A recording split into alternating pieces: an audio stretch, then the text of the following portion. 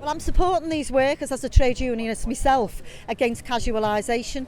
I've got 3 grown-up kids living at home at the moment, and that is so hard hitting back to me. One who finished uni in June, unable to get a job, and the jobs he's getting is crappy 0 hours contracts. He doesn't know where he is from 1 minute to the next. He's got student debt that he's still trying to pay off, so he's desperate for the work, and he says, "Mum, they want me in this bar next week, 2 days, yeah, I'll have some money next week." And then they say, "Sorry, we don't need you now." And up to last week he had 3 jobs, selling bloody coffee machines in the other end of the city, and this company dumped all the boxes in my house. Like, I had to store them and then take them there, and the company weren't paying for me. What do they think I am, Eddie Stobart? No way. I'm storing them for him, and he's on these 0 hours. Had to set up stalls and that. So he was finishing there, working on Black Friday and the Saturday and the Sunday in PC Whale Curries, selling these coffee machines. Then he has to rush into town to work in a bar. And you know what? This is a horrible list, right? One of the nights, it was on the Friday night, Black Friday, he'd worked there early in the morning. And then he went straight to his bar. And I see him the next morning, he said, "Mum, I'm knackered, I've done a 17-hour day." And then I realised, because he thought he was getting tips from the beer keller.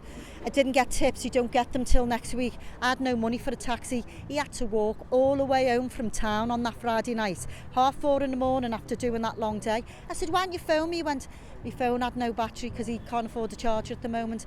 That's how sad that is. My other daughter's at uni and she's doing a 0 hours contract working in town. So they're lapping it up at the moment because she works in a shop. So it's the Christmas work and she's getting it. Come January, they'll be struggling, but them 0 hours contracts, a load of crap. My daughter worked for an agency about 2 years ago, and she said, "Mum, it's inhumane." She said, "We employ people to go and work in these factories cleaning this." She said, "People who are desperate for work are having to get up 6 o'clock in the morning. They think they're getting this agency work from us, and they get all the way to, say, Runcorn, and then they go, 'Don't need you now.'" And she said they're kicking off saying, "I've had to arrange childcare, I've had to pay to get here."